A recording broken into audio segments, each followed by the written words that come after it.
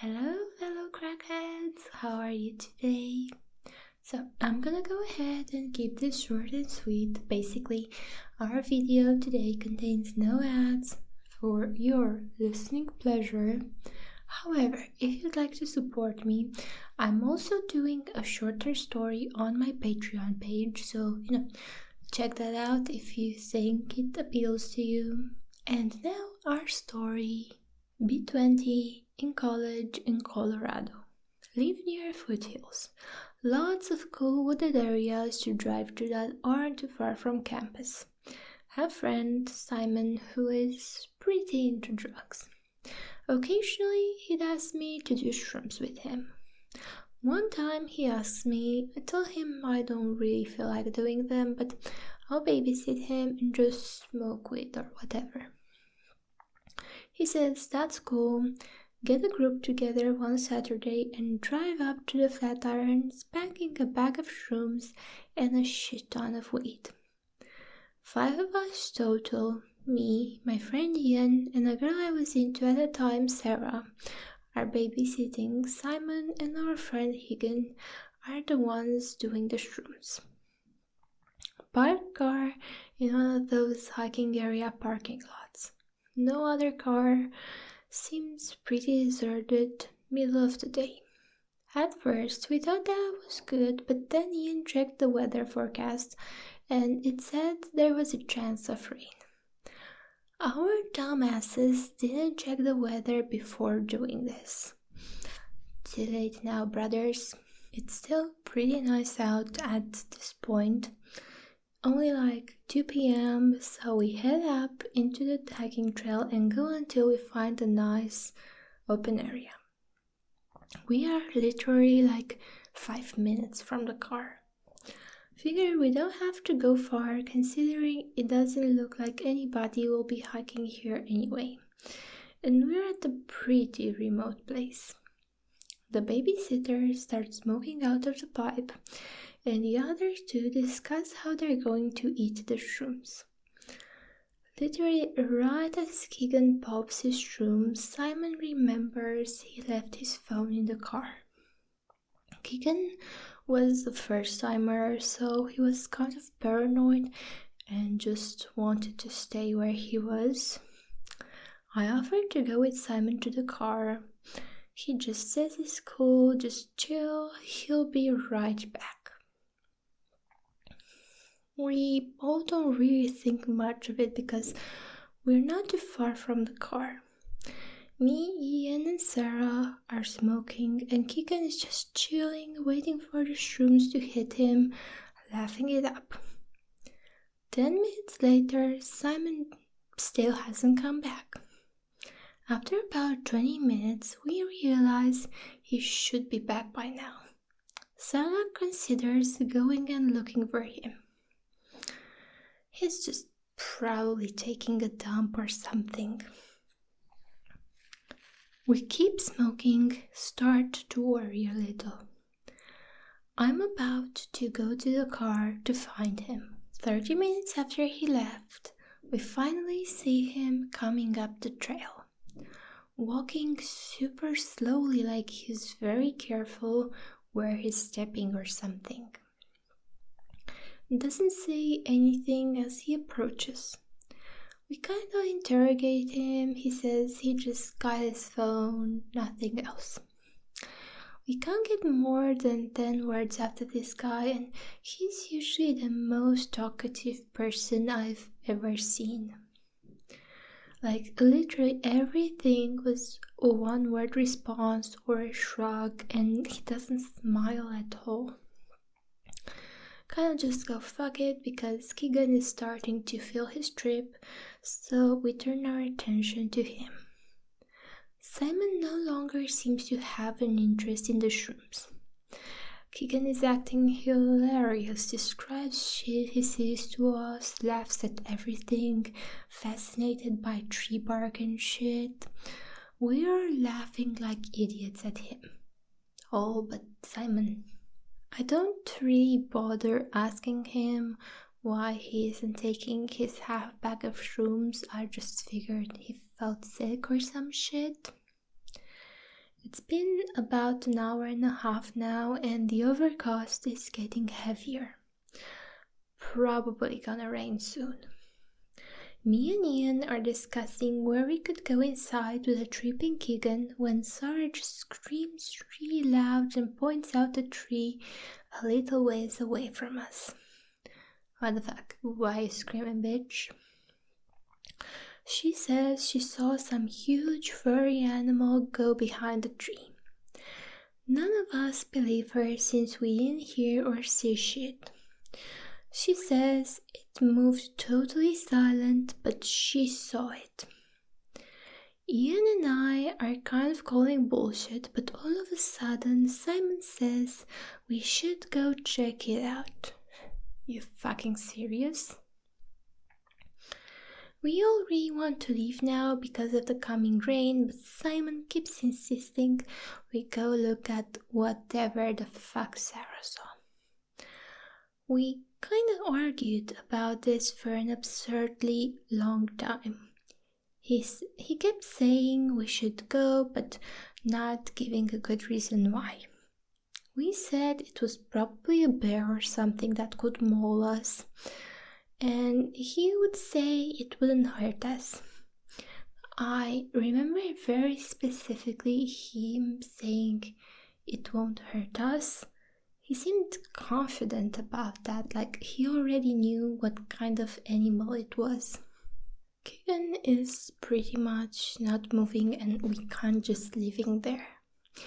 I'm pretty high too at this point and really don't want to move either. Ian is finally like, alright dude, if I go over there and check it out with you, can we just go? Simon agrees and the two of them go out and kind of leave our view in our little clearing as they head towards the tree Sarah pointed out. We lose sight of them.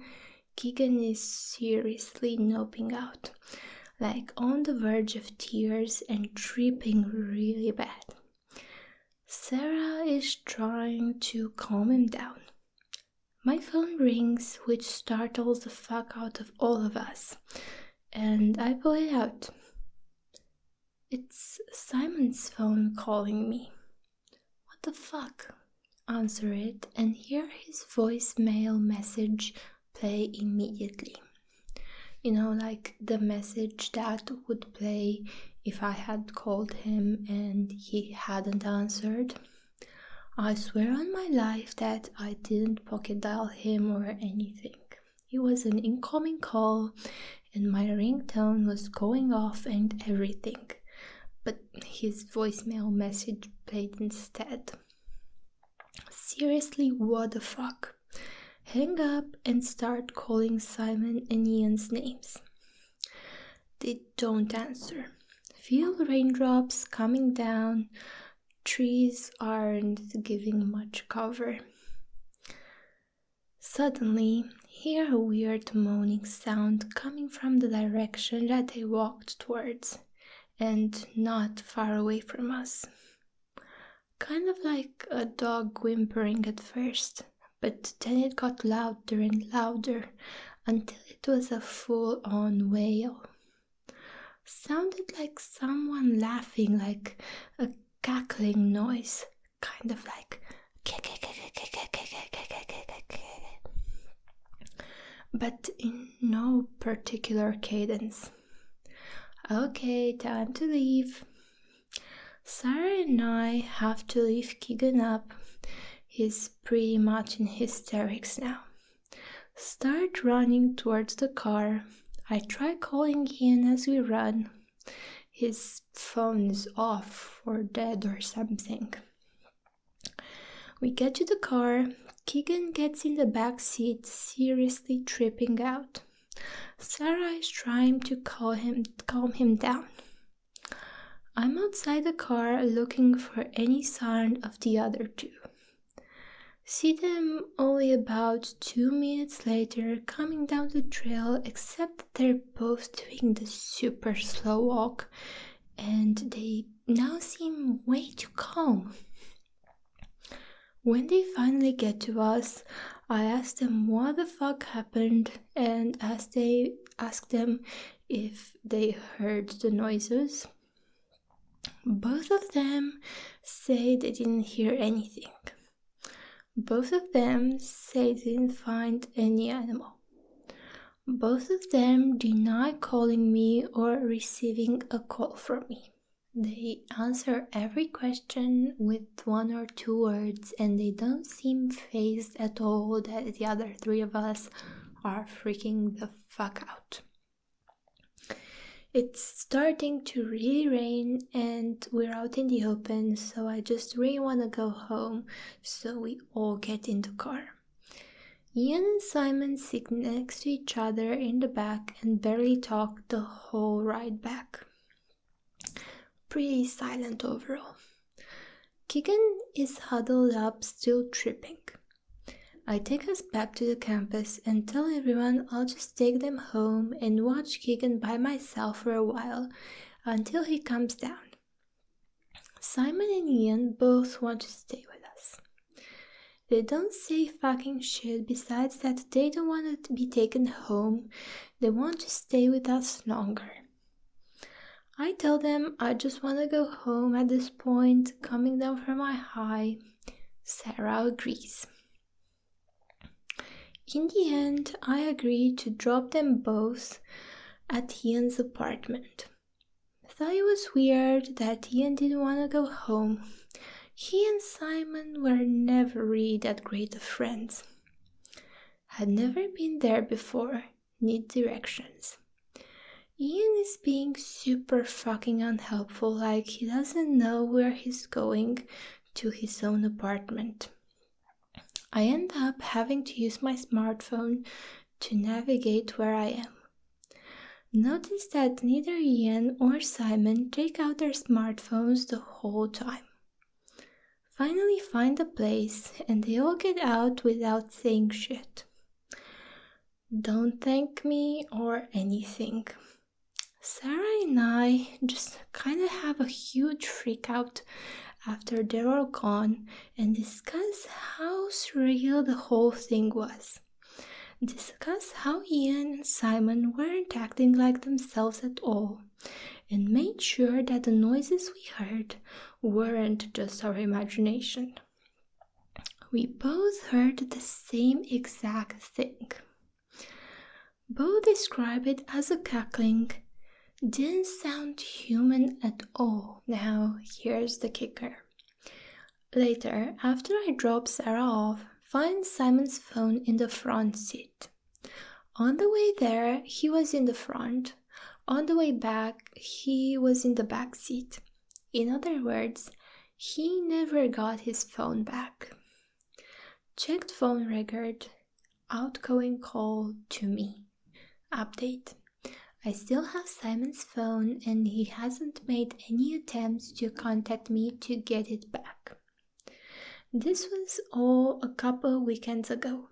I figured maybe he was busy with finals and stuff, but now finals are over and he still hasn't said a word to me. I'm kind of scared to give it back to him. I am friends with his roommate, who tells me that Simon is barely ever home anymore. He's always at Ian's apartment.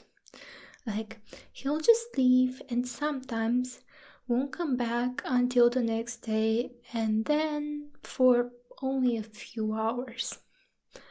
When asked, he just says he's hanging out at Ian's. I'm really freaked out. What the hell happened to my friends? As a follow-up, when LP was asked what would happen should he try to phone Ian from Simon's phone, they replied, okay, so I tried this and something weird happened. I called Ian's phone from Simon's phone and I got Simon's voicemail. When I called Ian's phone from my phone, I didn't get anything. It just goes straight to voicemail. This is a little strange, but either way, neither of them is picking up my calls. The end. And that's why, kids, you should never ever do drugs in the woods.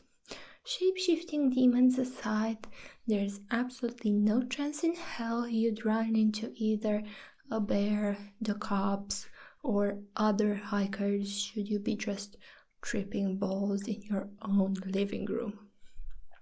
So, anyway, thank you guys so much for watching. Special shoutouts go to my wonderful Patreon supporters. So, in no particular order, thank you Ari, Jesus Gonzalez, Blake Crone, Michael Anderegg, Katya Hancock, and Nate Nyman. So, that was all for today. See you guys next time. And remember that from the bottom of my heart, I want you to know that your wife is trash.